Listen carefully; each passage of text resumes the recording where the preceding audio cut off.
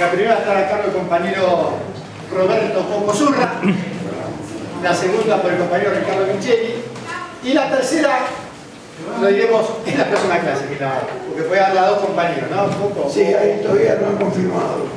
Exacto, ¿quién va a dar la clase? La primera clase es de Coco Zurra y es ¿qué es el peronismo? La metodología va a ser 40 minutos, un break para tomar un café, agua, 20 minutos, 15 minutos, y después otros 40 minutos. En el break voy a aprovechar para tomar nombre, apellido de cada uno, teléfono, si tienen mail, para también ir avisándole de si alguna falta alguna clase o cómo se va desarrollando después este curso de formación doctrinaria, para más adelante, que calculamos que va a ser para el mes de febrero. Bueno, por mi parte nada más. La primera clase ya lo dije, que es el peronismo. La segunda clase son las 20 verdades, de las cuales vamos a desarrollar 3. Eso va a estar a cargo de compañero Micheli. Las 3 verdades que vamos a desarrollar son, para un peronista no hay nada mejor que otro peronista. El gobierno, ¿cómo era? Hace lo que el pueblo... La verdadera democracia. La verdadera democracia. Es donde el gobierno hace lo que el pueblo quiere. Y defiende siempre el interés que se le pueblo. Y la tercera era lo mejor que tenemos es el pueblo. Es muy interesante porque siempre estamos escuchando que lo mejor que tenemos son los campos, las vacas, la extensión territorial, que es muy bueno, pero en realidad lo mejor que tenemos, según Perón, y una de las verdades es el pueblo. Y la tercera clase es una de las 20 verdades que va a desarrollarse durante que es las 3 banderas. La patria justa, libre y soberana. Así que bueno, ojo, te escuchamos. Bueno, nada más que agregar a lo que dijo el flaco. Simplemente un tema, ¿no? Una cosa que es la que más nos preocupó a la hora de organizar esto, con el flaco Cartavia, con Ricardo Micheli, que es el compañero que está a mi derecha, con Jorge Ayuso, con Roberto, que anda por ahí. Recién estaba, allá está. ¿Cuál es tu apellido, Roberto? Cheli. Y no sé si había alguien más el día ese que nos juntamos a organizar, pero en líneas generales, lo que nosotros queremos es explicar qué es el peronismo según Perón. Recuerdo hace muchos años, yo vivía en Monteagudo 728, en la casa de la familia Martínez, acá está Jorge. Y con Jorge siempre hablábamos en esa casa se hablaba de política, de religión, de trabajo, de qué sé yo, de cómo se hacen lo Vermicelli a la príncipe de Nápoles, se hablaba de todo. Y en una de esas discusiones, nunca me olvido, Jorge dijo, porque el problema es que los cristianos quieren ser cristianos según ellos y no cristianos según Cristo. Y eso es un tema que a mí me quedó, y yo digo que el peronismo ha sido tan difundido,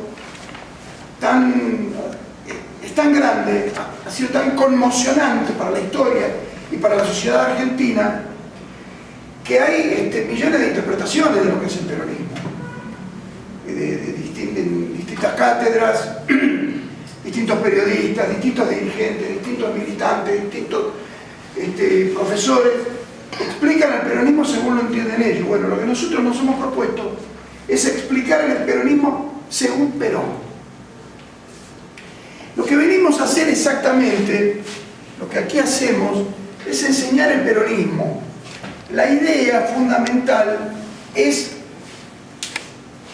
a aquel que le interese que aprenda el peronismo según Perón, que se complete, que esa idea que tiene un militante político, un dirigente político, un curioso de la política acerca de lo que es el peronismo, que se le complete, enterarse y completarse. Este círculo no está entero. Si lo quiero enterar, le tengo que poner lo que falta.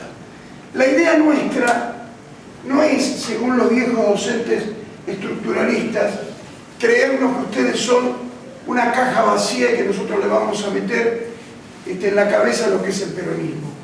Todos sabemos, todos tenemos una idea de lo que es el peronismo. La mayoría de los que estamos acá hemos leído a Perón, lo hemos visto en algún video, hemos participado en alguna charla en la que alguien nos ha contado, hemos leído algún artículo, alguna noticia. No es que nos encontramos con gente que no sabe. Nosotros vamos a tratar de explicar de manera muy básica, digamos, un primer año, para un primer año vamos a tratar de explicar lo que es el peronismo, aunque acá haya gente que ya tiene egresado el 5º año y el universitario peronista y el posgrado.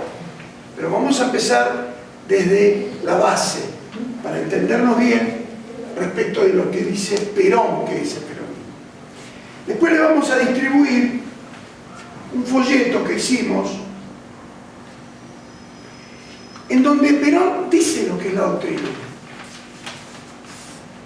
Y lo dice, y para asegurarse, lo dejó escrito de puño y letra. Lo hemos impreso para que ustedes lo tengan.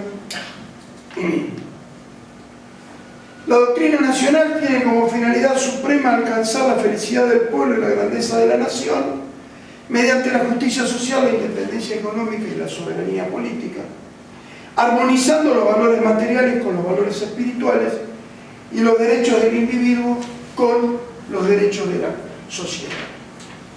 Eso es la doctrina peronista. Eso es lo permanente del peronismo.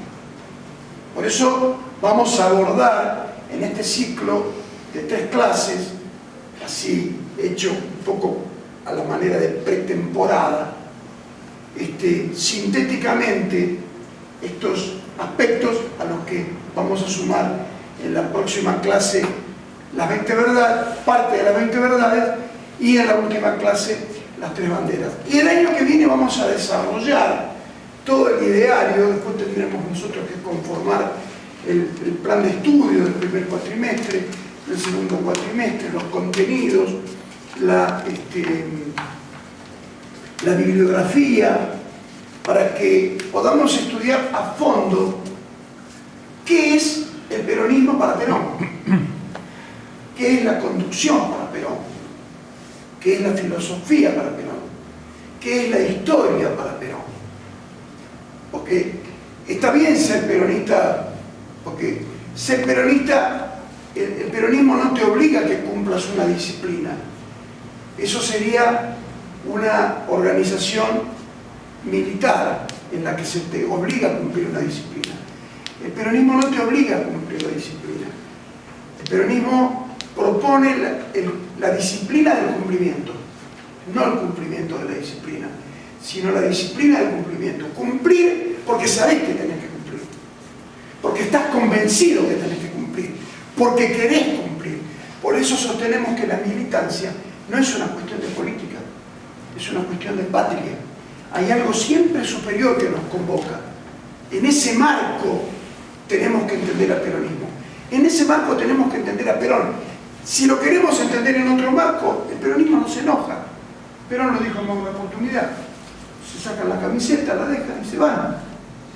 Porque perdamos un voto, no nos vamos a enojar. Pero el peronismo, Perón lo definió de una manera determinada. ¿Y por qué lo definió así? Lo definió porque en el origen del peronismo, ¿cómo nace el peronismo? El peronismo nace en una tradición argentina. El peronismo, dicen los catalanes, creo que son, que lo que no es tradición es plagio. Porque lo que no se hereda, lo que vos no, digamos, ponderás, lo que no vivís, lo que no valorás, lo que no entendés por herencia, lo estás copiando de otro lado. Por eso la doctrina nacional es esta, el peronismo, la doctrina peronista, que abreva las tradiciones. ¿En qué tradiciones abreva el peronismo? Porque hay algunos que sostienen que, por ejemplo, el pensamiento nacional tan vapuleado, tan utilizado, tan evocado por muchos, en algunos casos bien, y en otros casos más o menos. El peronismo, cuando uno dice pensamiento nacional, empieza a tirar nombres y dice Jaureche, y otros dicen Hernández Arregui, y otros dicen Scalabrini Ortiz, pero no es así. El pensamiento nacional nació 1000 años antes de que llegaran los españoles, porque nosotros no descendemos de los barcos, descendemos de un pueblo, de una nación originaria que estaba habitando esta tierra 1000 años antes de que llegaran los españoles. En el vértice noroeste de lo que hoy es Argentina, habitaban el sur del Tahuantinsuyo incaico, el Coleasuyu, ¿no? En donde estaban los diaguitas, los omahuacas, los atacamas, que eran culturas ya desarrolladas. Había un concepto de familia en esa cultura, había un concepto de otredad. ¿Quién era el otro? El otro interno y el otro externo. Había una pasión por la naturaleza, un amor hacia la naturaleza. Por algo la Pachamama representaba lo que representaba en el vértice noroeste. Lo que después se constituyó en el Alto Perú, lo que es Bolivia, y bajando hacia el sur, Jujuy, Salta, toda esa zona a la que la patria le debe tanto. No se podría explicar la existencia de Argentina sin la defensa de la frontera norte, sin el éxodo jujeño. Todos hemos estudiado el éxodo jujeño, o por lo menos estábamos obligados a estudiarlo en algún momento. ¿Se imaginan ustedes yéndose de sus casas y quemando todo solo para que el enemigo no pueda avanzar? Eso fue el éxodo jujeño. Ese valor de ese norte argentino, esa frontera norte defendida por Güemes y sus infernales, esas batallas de Salta y de Tucumán, incluso las derrotas de Vilcapugio y Ayohuma, forman una parte sustantiva de nuestra historia. Y eso fue así porque ahí hubo pueblos anteriores que tenían una concepción del amor a la tierra. En el vértice noroeste, dijimos. En el vértice noreste, lo que es la Mesopotamia, hoy la Mesopotamia argentina, y un poco más hacia el centro, lo que es Formosa, estaban los guaraníes. Los guaraníes son uno de los pueblos más desarrollados de aquella época, uno de los pueblos con mayor contrición al trabajo. Buenos Aires fue fundada por guaraníes, mancebos de la tierra, que llegaron con Garay, eran 50 y pico de hombres, y una mujer, Ana Díaz. Los guaraníes son los que en el territorio de la banda oriental, la nación charrúa ve nacer entre los suyos a don José Gervasio de Artigas. José Gervasio de Artigas es el padre del federalismo. El federalismo nace con las instrucciones que José Gervasio de Artigas le da a sus diputados para la asamblea del año 13. Ahí queda fundamentado doctrinariamente el federalismo, que después va a ser mejorado, si se quiere, completado por Manuel Dorrego y finalmente llevado a la praxis, ejecutado y teorizado también por don Juan Manuel de Rosas y los caudillos contemporáneos a Rosas. Eso era la nación noreste, la nación guaraní. Y llegando y viniendo más al centro, nos encontramos con infinidad de pueblos, muchos pueblos aborígenes que tenían distintas costumbres, buenas tardes, y la nación Pampa, más al sur, la nación Araucana, la nación Tehuelche, y fusionada después por la nación Mapuche por el proceso de araucanización, y más hacia el sur, los Onas. Eso era lo que completaba, dicho así a grandes rasgos, sería para hacer un seminario sobre esto, pero no da el tiempo como para hacerlo, el país originario.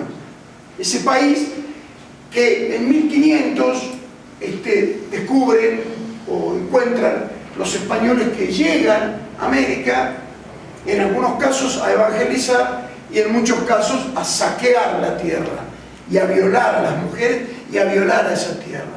Y yo estoy convencido de que aquel español que vino prisionero de un deseo, prisionero de una ambición, prisionero de una pasión, de un objetivo económico, y violó la tierra y violó a la mujer aborigen, en algún momento se enamoró de esa mujer y en algún momento se enamoró de la tierra.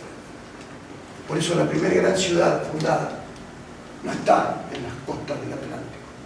La primera gran ciudad fundada es Santiago del Estero, a la que se la conoce como madre de ciudades, pero en realidad no fue la primera ciudad fundada, pero fue la primera gran ciudad fundada en 1553, si no mal no recuerdo. Desde 1553 a 1852, que cae Rosas, son 300 años en los que esa nación aborigen sincréticamente se funde, se fusiona, para decirlo más concretamente, con los españoles, que son los que llegaron, los que terminan imponiendo su idioma, su religión, su concepto de trabajo, de propiedad, de familia, etcétera, etcétera, etcétera. Se forma toda una nueva cultura, una nueva, hoy en día la palabra raza está mal vista, una nueva estirpe, por llamarlo de alguna manera. Ahí tenés lugar, Jorgito. Una nueva cultura, que es el ser amerindio, por llamarlo de alguna manera, el ser americano. ¿Qué pasa tras la caída de Rosas? Ya los ingleses habían llegado acá a principios de 1800 con las famosas invasiones, ya se habían enfrentado en algunas ocasiones con tropas nacionales. Ya había ocurrido la batalla de la Vuelta de Obligado, en la que los ingleses venían con 90 buques mercantes para imponer sus productos, lo que hoy llamamos importación, para fundir a las industrias locales, avalados por los liberales de aquella época. Cuando decimos liberales, tenemos que tener cuidado, porque hay liberales franceses, liberales ingleses, liberales españoles, liberales argentinos. Entonces hay un montón de discusiones, en mi entender, vanas respecto. Pero hay un liberalismo argentino al que yo le he dado caprichosamente fecha de nacimiento con el gobierno de Rivadavia. Rivadavia junta a los directoriales que quedaban y a los unitarios que quedaban, y con eso arma el partido y comienza a plantear una concepción ideológica de lo que debe ser el liberalismo, con un aspecto económico ligado al pensamiento liberal inglés y con aspecto cultural ligado al pensamiento liberal francés. Ese es y ahí quedan fundados los dos grandes partidos en los que se va a organizar la historia a lo largo de los años: los liberales y los federales. El peronismo se enraiza en los federales. ¿Por qué? Porque caído Irigoyen, bueno, vienen los crímenes de los liberales, la implantación de su lógica de gobierno, de vida, de patria, la necesidad de copiar al iluminismo español, al iluminismo europeo, al positivismo, la francmasonería y la masonería trabajando para terminar con la Iglesia Católica, con el credo. Viene la leyenda negra en contra de España y demás. Y esos liberales son los que terminan fusilando y colgando a el padre de Leandro Alem, fundador de la Unión Cívica. Alem, que es el tío de Irigoyen, quien es el que después retoma esa antorcha que había nacido con los federales. Y esa antorcha irigoyenista, ese Irigoyen krausiano, cerrado, poco, no era un hombre de discursos, pero era un hombre que pensaba en los pobres, que pensaba en las clases medias, que pensaba en los inmigrantes, porque eran épocas en la época de Irigoyen. Irigoyen accedió a la presidencia en 1916, cuando por primera vez pues, se puede votar de manera secreta, obligatoria y universal. Y Irigoyen era un hombre que pensaba en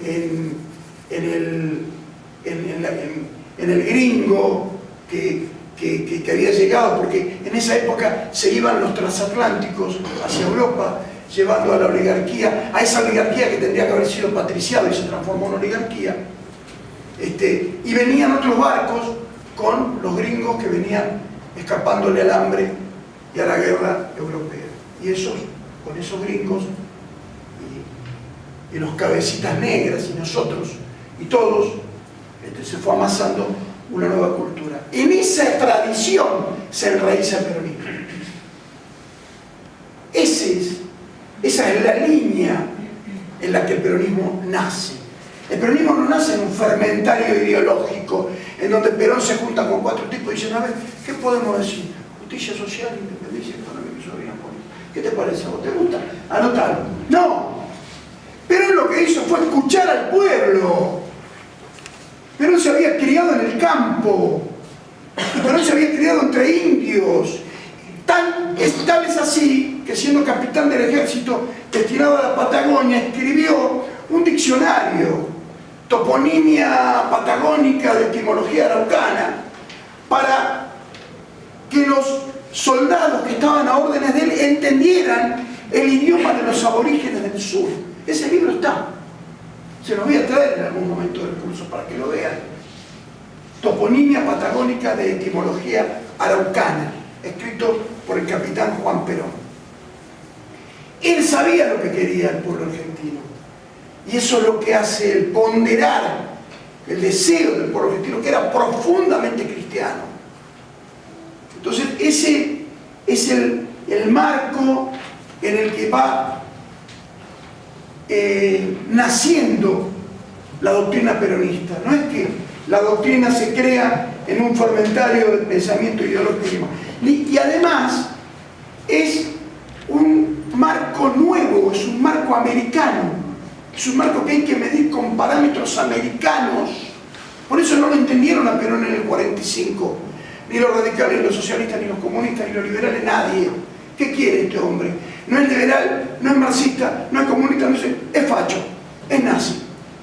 Y siguen con eso todavía. Siguen con esa epistemología. Cuando no te entienden te dicen que sos un facho, que sos un nazi.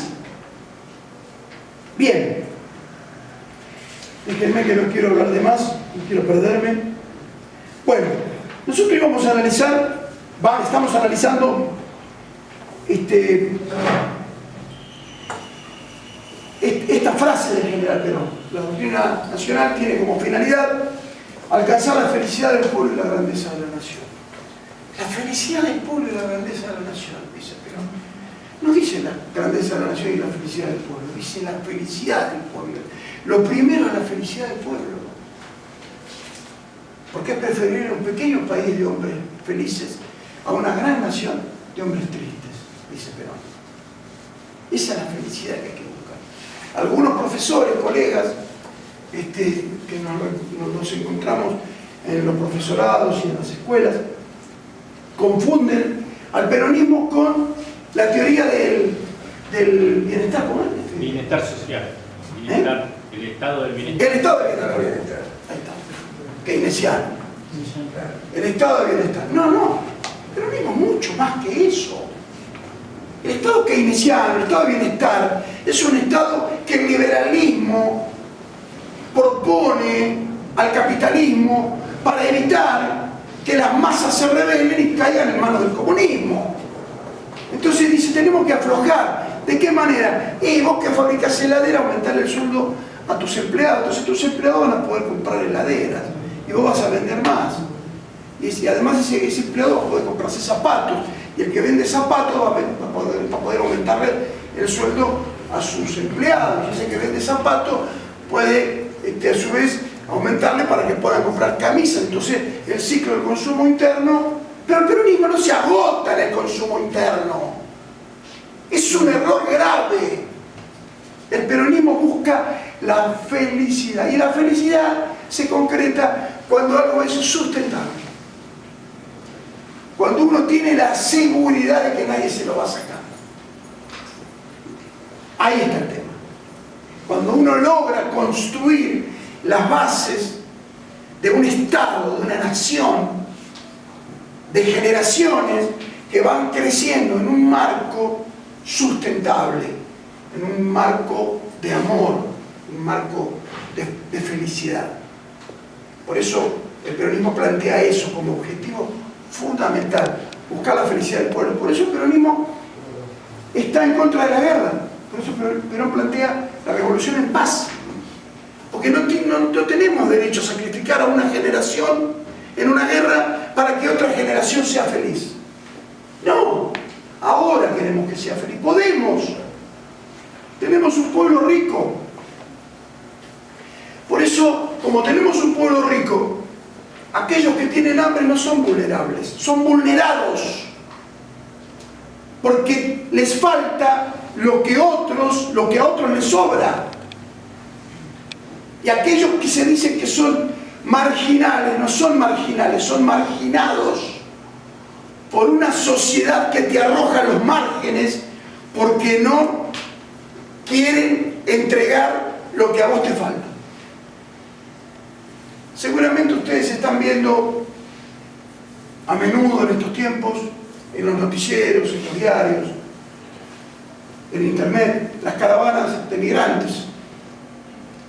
Este malón latinoamericano que está llegando a México, este paredón que mandó a construir Trump, estos migrantes que llegan en balsas a Europa. Imagínense ustedes también así,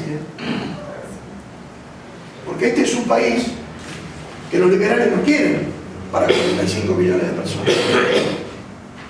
Imagínense así, imagínense que hasta ahora no vimos todo lo que los liberales quieren.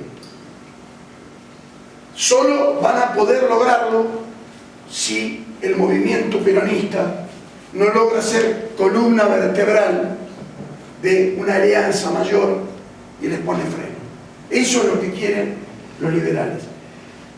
Pero el peronismo, para evitar eso, demostró que se podía alcanzar esa felicidad y demostró que se podía alcanzar la grandeza de la patria también. Felicidad del pueblo, grandeza de la nación. ¿De qué manera? El país era grande. Este país, recién nos conversábamos con los compañeros, fabricaba locomotoras, fabricaba aviones, fabricaba autos, desarrollaba polos petroquímicos, polos siderúrgicos, polos hidroeléctricos. Se construyó el aeropuerto de Ezeiza. El ministro Vistarini, que es el que construyó, primer ministro de la República de Perón, que construyó el aeropuerto de Ezeiza, sembró 1 millón de árboles. Los bosques de Ezeiza no existían. Todo está hecho por el peronismo. Hagamos memoria acá el 3 de febrero. Todos los hospitales que hay los hizo el peronismo. El Carrillo, el Bocalandro, el hospital odontológico, el oftalmológico. Todos los túneles que hay los hizo el peronismo. La mayoría de las escuelas que hay las hizo el peronismo. La mayoría de los jardines de infantes que hay los hizo el peronismo. La universidad del 3 de febrero, lo que se hizo en deporte, lo que se hizo en cultura, eso es el peronismo. Esa grandeza armonizada con lo que tiene que ir primero, que es la felicidad del pueblo. Por ahí hay silla, compañeros. Bien. Ahora, el peronismo dice, Perón dice, la doctrina nacional tiene como finalidad suprema alcanzar la felicidad del pueblo y la grandeza de la nación mediante la justicia social, la independencia económica y la soberanía política. Estos son 3 banderas que se van a desarrollar en otra clase, pero yo voy a hacer un pequeño anticipo. Perón dice de qué manera, escribe de qué manera hay que alcanzar esa felicidad y esa grandeza. No es de cualquier manera. Es mediante la justicia social, la independencia económica y la soberanía política. Sin independencia económica no hay soberanía política. cualquiera de nosotros que esté sin laburo no puede hacer lo que quiere, no tiene soberanía. Me voy de vacaciones, no, porque no tengo un mango. ¿Por qué no tengo un mango? Porque no tengo independencia económica. Cuando nosotros éramos pibes, hace como 100 años más o menos, íbamos a bailar si los viejos nos daban guita. Si los viejos no nos daban guita, no podíamos ir a bailar. No teníamos independencia económica, entonces no teníamos soberanía política. Y con los países pasa eso, con los pueblos pasa eso. Los pueblos necesitan tener esa independencia económica, lo cual no quiere decir cerrarse, lo cual quiere decir tener interdependencia con los países que vos querés tener interdependencia, que quieren comprar lo que vos fabricás y que quieren vender lo que vos querés comprar. Entonces vos tenés soberanía política sobre tus minerales, sobre tus ríos, sobre tu litoral marítimo. Vos tenés soberanía.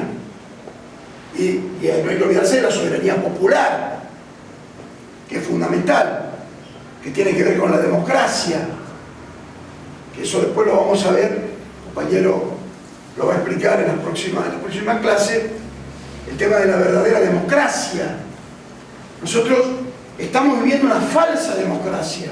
Veo dirigentes gremiales, dirigentes políticos, dirigentes femeninas, dirigentes de la juventud, peronistas, o bueno, que forman parte del pensamiento nacional o de los movimientos sociales, diciendo, no, nosotros queremos, este es un gobierno democrático, nosotros no queremos dudarlo, eso. Yo sí lo dudo.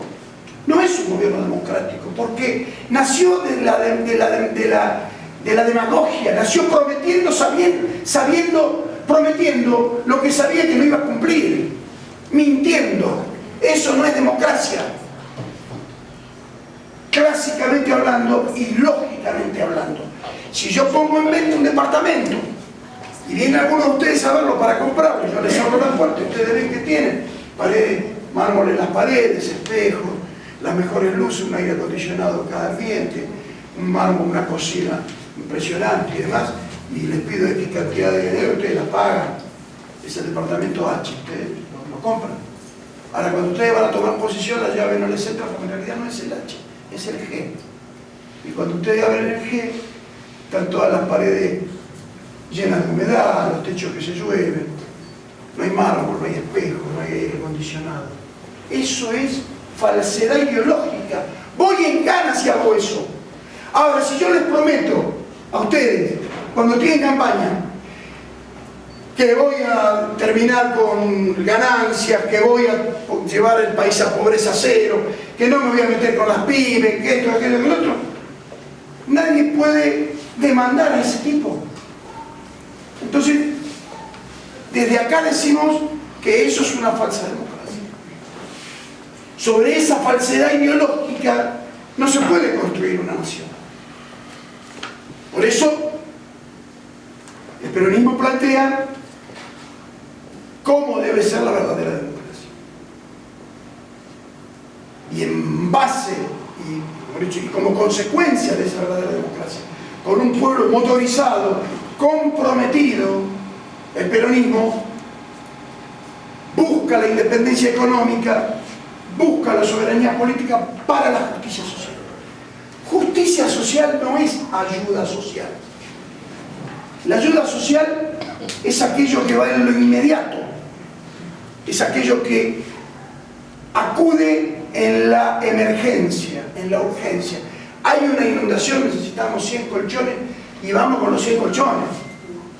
No puede esperar el inundado a que organicemos una patria y que tengamos justicia social y que hagamos la revolución y la dictadura del proletariado y que logremos todo eso que se propone en los distintos partidos. Hasta, no, lo que tenemos que hacer es tener una ayuda social organizada, y el peronismo la tuvo. No hace falta que les diga cuál fue esa ayuda social organizada. Mientras tanto, mientras la ayuda social de la obra social de Eva Perón acudía a la emergencia, a solucionar el problema de la emergencia, el Estado sanitarista terminaba con el paludismo de la mano de Carrillo construía hospitales, le llevaba agua corriente a los pueblos que la necesitaban, porque como dice Jauretche, los santiagueños no necesitan conferencias para bañarse, necesitan agua corriente. Entonces lo que había que hacer era un plan de obras públicas. Mientras la obra social ayudaba, el Estado construía la justicia social y llevaba a la distribución del salario por partes iguales a trabajadores y a patronos. Los patronos se enriquecen de acuerdo a la lógica por la plusvalía, por lo que ellos ganan en base al trabajo de los obreros. Ellos invierten 10 y compran la materia prima, las máquinas, ponen el establecimiento y todo, en eso ganan 10. Viene el laburante y el laburante les da una ganancia de 10 más, entonces ellos ganan 20. Al laburante le dan 2 y a ellos le quedan 18. Ese margen, esa plusvalía, es lo que denuncia con su voz de trueno y poderosa Karl Marx, que es el fundador del marxismo, cuya teoría es aceptable porque es la crítica poderosa a ese primer capitalismo salvaje. Capitalismo, aquí le podemos poner fecha de nacimiento en 1776, con la edición del libro El oro de las naciones de Adam Smith, un escocés, al que se enfrenta este alemán Karl Marx. Ahora, nosotros en Argentina y en Latinoamérica no podemos seguir discutiendo lo que peleaba un escocés con un alemán. Tenemos que darnos nuestras propias categorías de pensamiento, abrevando en la tradición y abrevando los próceres que pensaron al mundo desde acá, a los próceres que pensaron a la Argentina para ese mundo, en esta época que nos toca vivir. ¿Se entiende? De esa manera se construye la justicia social, con independencia económica y con soberanía política. Ahora, Perón dice que no termina ahí la cosa, porque esto hay que hacerlo armonizando los valores materiales con los valores espirituales y los derechos del individuo con los derechos de la comunidad. ¿Por qué dice eso Perón? Porque el mundo, desde que es mundo, vive en un movimiento pendular que va yendo del materialismo al espiritualismo. La Edad Media se la conoce como la Edad de Dios, en donde la teoría teocéntrica era la sustantiva, en donde todo era Dios, todo, y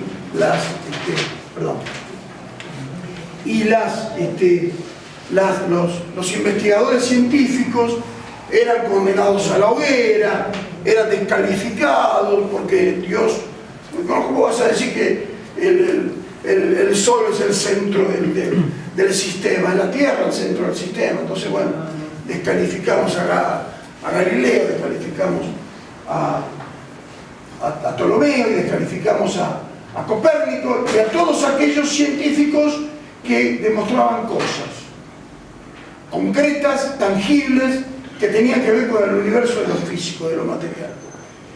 El hartazgo de aquella sociedad teocéntrica llevó a ese péndulo a que fuera hacia el otro extremo, hacia la sociedad materialista, hacia la sociedad cientificista, y dejara de lado los credos y dejara de lado la fe y dejara de lado todo aquello. Pero dice que los extremos son malos.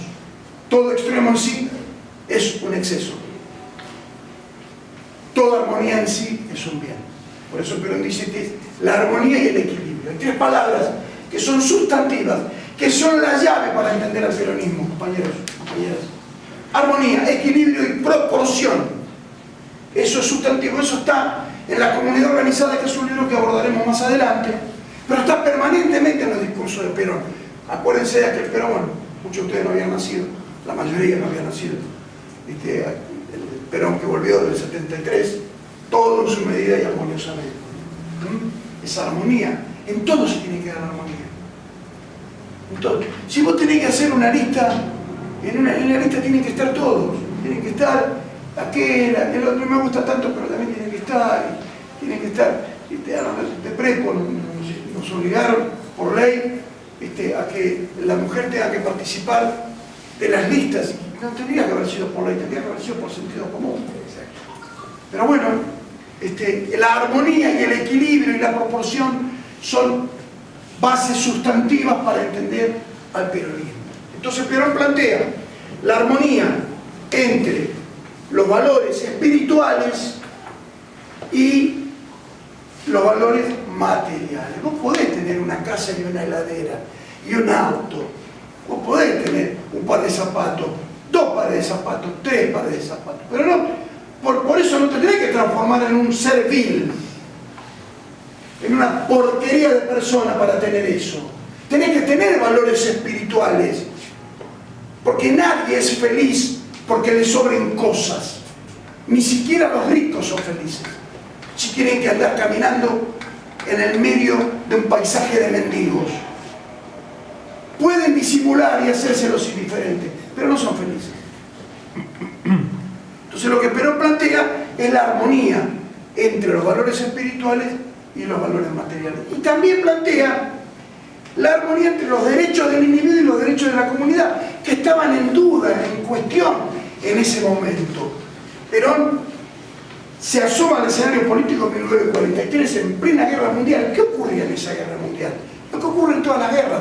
¿Qué buscan los imperios en todas las guerras, en toda la historia y en todos los tiempos de la humanidad? 3 cosas. Buscan los pueblos guerreros: materias primas, mercados y mano de obra esclava o barata. Y la Tercera Guerra Mundial se dio por 3 capitalismos en expansión: el capitalismo liberal, capitalista, valga la redundancia, anglo-norteamericano; el capitalismo ruso-comunista, que estaba asfixiado y que necesitaba saltar al siglo XX. La revolución se había terminado, la revolución bolchevique, digo, se había terminado con la muerte de Lenin. Stalin quería una gran Rusia y para eso necesitaba mercados, necesitaba materia prima, necesitaba un montón de cosas. Y el capitalismo nacional socialista, hitleriano, que con la excusa del espacio vital salió a buscar lo que necesitaba. Esa es la confrontación que ve Perón cuando llega al poder en el 43, podemos decir, porque él ya empezó a conocer el poder en el 43, el 27, un día como hoy, 27 de noviembre de 1000, aunque vos digas que fue el 26, fue el 27. Eso lo dice Evita, que fue el 27, lo dice en la historia del peronismo. 27 de abril de 1944, cuando el viejo departamento de trabajo, Perón lo transforma en Secretaría de Trabajo. Cuando nace el peronismo, según Evita, en esa fecha, Perón ve esto, ve un mundo desbordado, por un lado por un capitalismo individualista y por el otro lado por un capitalismo colectivista. ¿Cuál es la solución? ¿El individualismo o el colectivismo?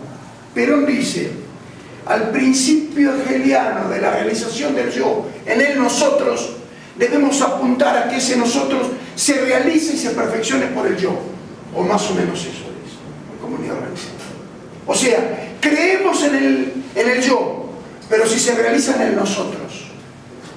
Creemos en el nosotros, pero sin insectificar al ser humano, sin que el ser humano sea aplastado por la comunidad. Tiene que haber un equilibrio entre los derechos del individuo y los derechos de la comunidad. Eso es el justicialismo, la búsqueda de la justicia y la realización de la justicia por considerarla un hecho inexorable. Es inexorable, tiene que existir la justicia, tiene que reinar la justicia. Por eso el peronismo decidió llamarse justicialismo. Che, yo no me quiero pasar de la hora. Flaco, ¿estamos bien? Justo. Estamos bien para hacer Perfecto, dale, ¿no? ¿Alguna pregunta respecto a esto? No, una cosa quería contar que en general, pero dejó el Partido Justicialista inspirándose en el señor que se lo llamaba el único justo. Bien. Ahora vamos a hablar de eso también. Porque tenemos que hablar del cristianismo también y de las bases teóricas de la doctrina peronista. Pero bueno, vamos a tomar un cafecito. ¿Cómo? La doctrina cristiana, que son muy parecidas a la doctrina. Sí, el nutriente, la doctrina cristiana.